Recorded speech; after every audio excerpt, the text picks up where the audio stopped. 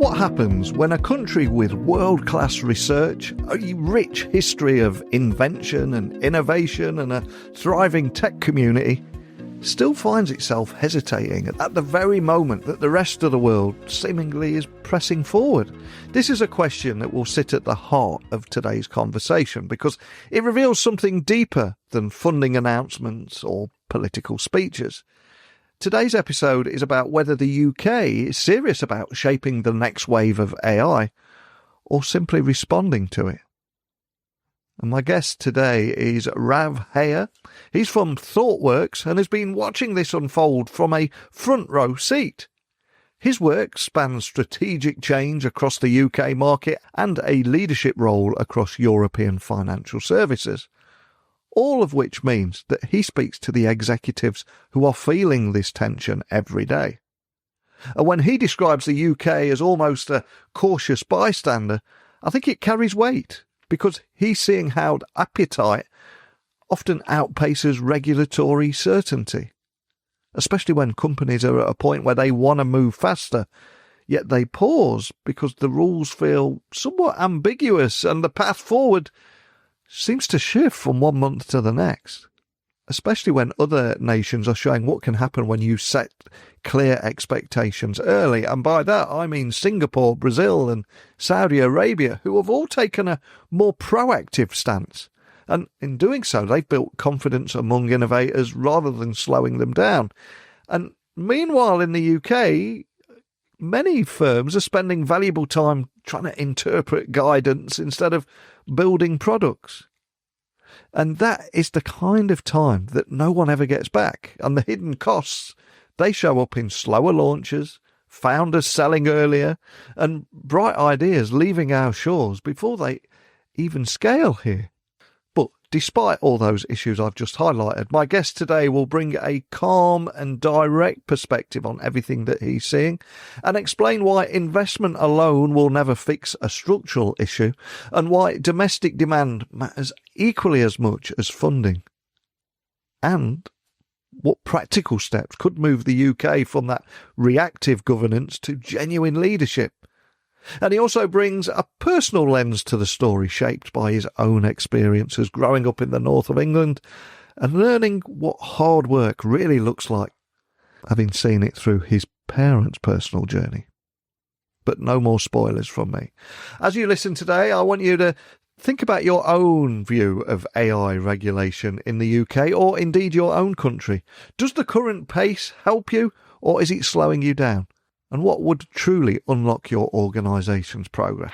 But before we jump into today's conversation, I just want to take a moment to thank our sponsor for helping make this show possible. Because it's their support that allows me to keep producing and sharing over 60 conversations every month across the Tech Talks network right now. Producing conversations with the people that are shaping the future of technology and business. And it's partnerships like this that help me keep these stories coming to you. Hybrid working isn't new anymore, but keeping hybrid teams secure is still one of the biggest challenges that businesses face. Because let's face it, you've got people logging in from home, airports, co-working spaces, all of which are potential attack surfaces. Now, Nord Layer solves that. It ensures that every connection to your network is authenticated, encrypted, and monitored. And best of all, it's platform agnostic. So whether your team is on Windows, Mac OS, or even Linux, it just works. And I've seen too many companies overlook security in that rush to go remote. So why not take a few minutes to future-proof your setup with Nord Layer? Head to nordlayer.com/techtalksdaily. Use the code TechDaily-28 and you'll even get 28% off your yearly plan as part of a new special offer. But while you're thinking about that, I'm going to prepare today's guest for you and introduce him to you right now. So a massive warm welcome to the show. Can you tell everyone listening a little about who you are and what you do? Sure, thank you. I'm Rav Hayer. I'm the managing director for ThoughtWorks UK and Ireland, and I also lead our European BFSI vertical as well. My job is fundamentally about two things. So it's driving strategic change in the UK market and partnering with C-suite leaders, but also ensuring that the business is driven across Europe from a financial services perspective to essentially solve clients' most complex challenges using modern data architecture and AI. But equally important to me is our people. My job is to foster a culture where we take our work seriously, deliver excellence, and also have fun doing it, because I think that's quite important about striking that right balance. And I look forward to giving the listeners an insight into our mission and our work today. And I'm looking forward to digging deeper on all of that with you in a few moments. And one of the things that I'm noticing at the moment, I go to so many tech conferences around the world, and especially when I'm in the US side of things, I hear nothing but innovation, moving fast, breaking things, going forward and being the best of the best. Then when I come over to events in Europe, it seems to be much more about regulation, about slowing things down. And the reason I mention that is before you came on to join me today, I was doing a little research. And I read that you said that the UK has become a cautious bystander in AI development. So what does that look like on the ground from your vantage point at ThoughtWorks? And where do you see the hesitation coming from? And is there a danger in doing that? Yeah, I mean, I think, look, if we look on the ground, I think there's a mismatch between appetite and certainty. Businesses generally want to adopt AI faster. But often there's a pause by unclear rules, inconsistent guidance, and a lack of joined up public procurement or incentives to really help businesses on the long term outlook. I think this hesitation shows up in several ways. Slow product launches while lawyers and risk teams do interpretations, smaller follow-on funding rounds for scale-ups, and founders ultimately accepting acquisition offers from global buyers rather than navigating the ambiguous regulatory and commercial paths here at home. So I do feel that, that mismatch and that appetite certainly brings to bear that hesitation. It really does. And elsewhere, I mean, if you scroll down your news feed here in the UK, the government recently announced, I think it was a $14 billion in AI investment, which sound incredibly impressive on paper. But why do you think this kind of spending still fails to address some of the deeper issues of innovation ownership and long-term competitiveness and maybe some of those projects that are still stuck in pilot phase? Yeah, well, I guess, look, on that front, I would say that, look, investment is absolutely essential, but it doesn't fix the structural gaps in the ecosystem. I think without clearer rules, more accessible scale-ups capital, and a procurement system that actively backs UK companies, money alone won't shift that ownership. So, we will simply keep producing brilliant innovations that get commercialized elsewhere. So the long-term competitiveness requires a cohesive set of aligned incentives. So capital, regulatory clarity, data governance, and strong domestic demand for our homegrown technology. And I think that's super important. So there needs to be a shift there. But the investment, ultimately is essential. And I was also reading how when it comes to regulation, many people automatically think, well, it's necessary, but it will slow down innovation. But I was reading that you've pointed to countries like Singapore, Brazil, and Saudi Arabia as great examples of how proactive regulation can actually accelerate innovation. So what are they doing differently that other policymakers in other nations should be maybe paying closer attention to?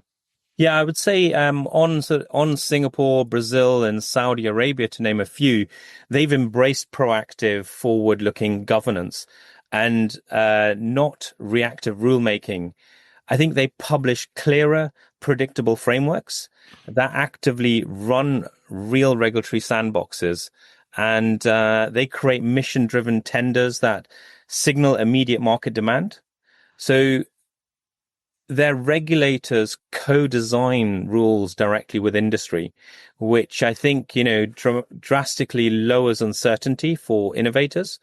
And that confidence makes companies invest locally rather than looking for exits abroad, which is often the case in the UK. And Peter Kyle, the British politician, he admitted that our regulatory stance has been somewhat reactive rather than strategic on occasion. So what is the real cost of an approach like that for UK businesses, business leaders listening, especially those that are operating in fast-moving sectors like financial services, where they're expected to be going faster and delivering more? I think the cost is pretty clear. It's measurable. Yeah. It's time, money, and competitiveness. I think the reactive regulation creates ambiguity, and that ambiguity forces highly regulated businesses like financial services, as you've mentioned, to slow down and over-resource legal reviews. The UK has very much become risk averse on many fronts, and I think they lose the first mover advantage and struggle to attract investment and divert valuable talent away from innovation and into compliance navigation. So over time, that failure to compete globally compounds into fewer globally competitive UK firms. And here in the UK, we do have the luxury of being able to celebrate so many British AI breakthroughs. And yet, one of the frustrating things is many of the biggest successes end up being acquired by overseas players. So what do you think this says about the structural gaps in our regulatory and innovation landscape? For me, it highlights a critical lack of scale-up support. The UK has world-class research, but we lack the combination of regulatory certainty, sustained domestic demand, and patient capital that lets companies become global leaders in their own right. When the fastest path to significant scale-up is through US acquisition, founders will inevitably take it up. DeepMind remains a perfect example of British brilliance that was fundamentally constrained by domestic infrastructure. And there is also a growing global divergence between EU's comprehensive oversight, the US market-driven trajectory, and also the UK's almost middle ground stance that we see here. And then we have China as well. Some say that the US innovates, Europe regulates, and China replicates. But how do you see all these things that are happening around the world? How do you see them shaping a competitive environment over the next decade? I think, the shape will evolve, but I think the UK sits uncomfortably between the EU's heavy oversight and the US's market-driven freedom. And this creates profound uncertainty. So instead of focusing resources on growth, the British AI firms are often forced to spend valuable resources navigating ambiguous regulatory frameworks, which I've mentioned earlier. So without proactive innovation, friendly regulation, like what we're seeing in emerging countries like LATAM and APAC, the UK risks an ongoing brain drain, regardless of how much investment is actually pledged. So I guess the big question is, if the UK really does want to shift from reactive governance to proactive leadership, what are the first practical steps that you think governments, regulators and industry leaders should be prioritising now? So I think from that perspective, I think a reactive stance forces startups to divert, precious resources into legal interpretation rather than R&D.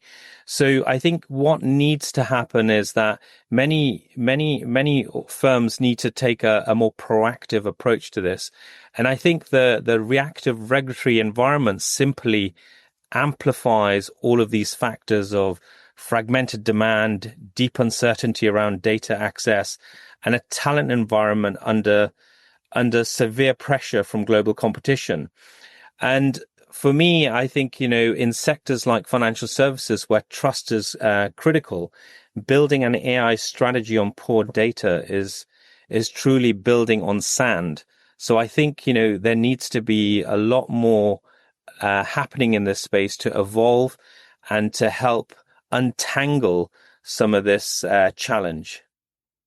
And we are currently at that magical time of the year where we're starting to think and prepare for another new year and the opportunities and exciting things on the horizon. So I'm curious, from all the work that you're doing, all the conversations you're having, as you look towards 2026, is there anything that you're keeping a close eye on, anything that excites you, or just anything that you're looking for in 2026? Anything that you're seeing happening here?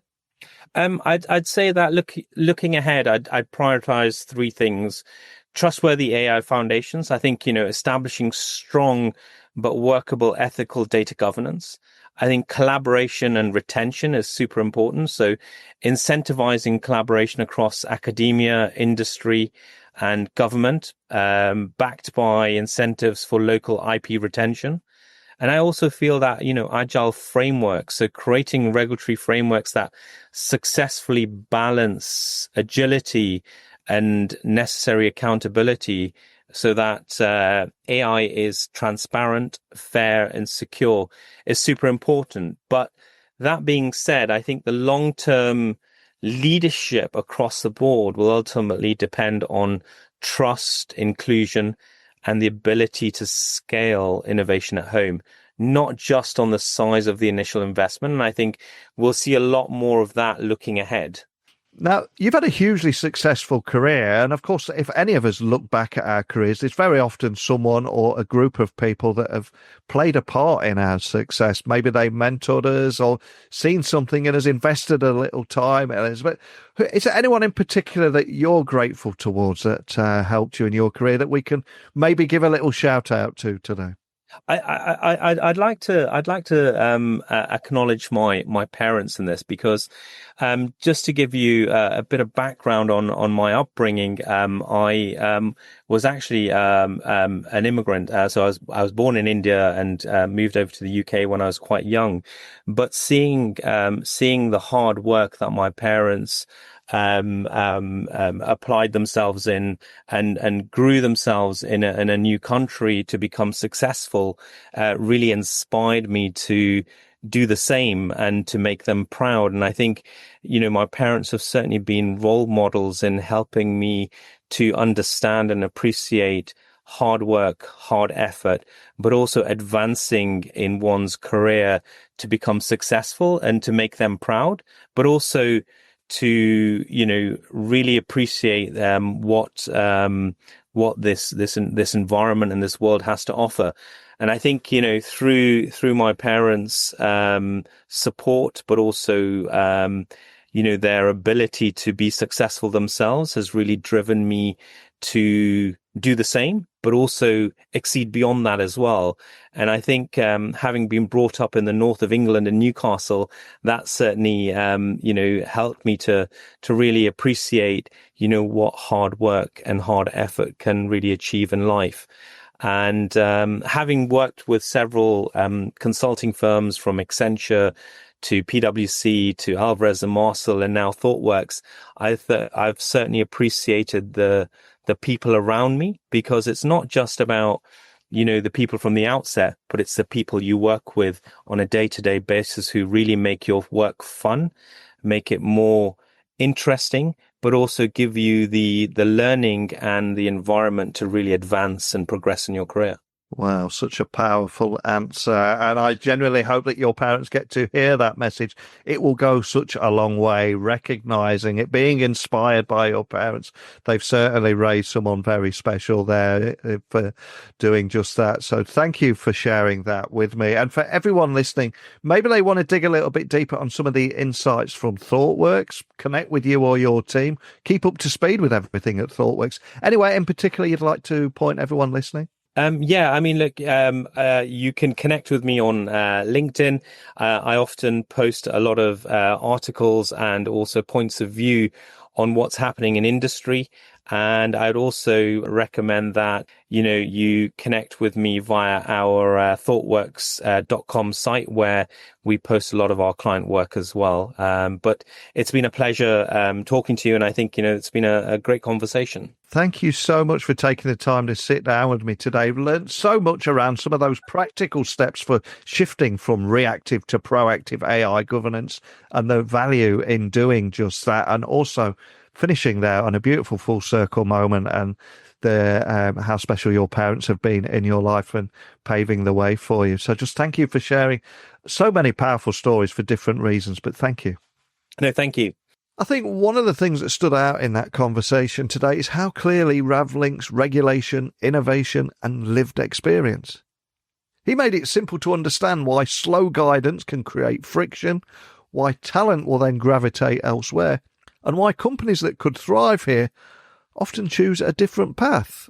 And his examples that took us around the world, from Singapore to Brazil to Saudi Arabia, they show that thoughtful oversight can build confidence rather than restricting it. And his point that shifting from reactive decisions to proactive frameworks all feels timely for anyone working in UK tech right now, I think.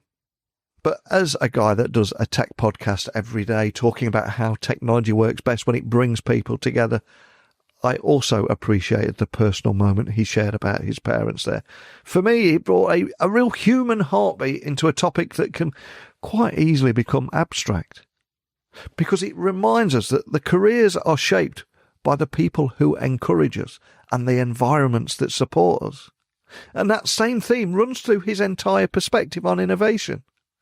When you remove uncertainty and create clear pathways, you give people and ideas the space that they need to grow.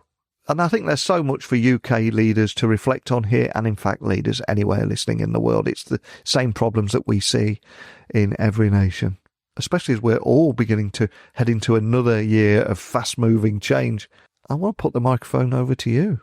What stood out to you most in Rav's views that he shared today and his insights? How do you think the UK, or indeed your nation or your organisation, build a more confident and forward-looking approach to AI? Remember, check out techtalksnetwork.com for over 3,500 interviews there. And you can also send me a DM on LinkedIn, X, Instagram, just at Neil C. Hughes. But that is it for today. Time for me to sit down and take it easy before preparing for tomorrow's guest. Big thank you to Rav for joining me. Even bigger thank you to each and every one of you for listening. If you enjoyed yourself, why not join me again tomorrow? We'll do it all again. Speak with you all then. Bye for now.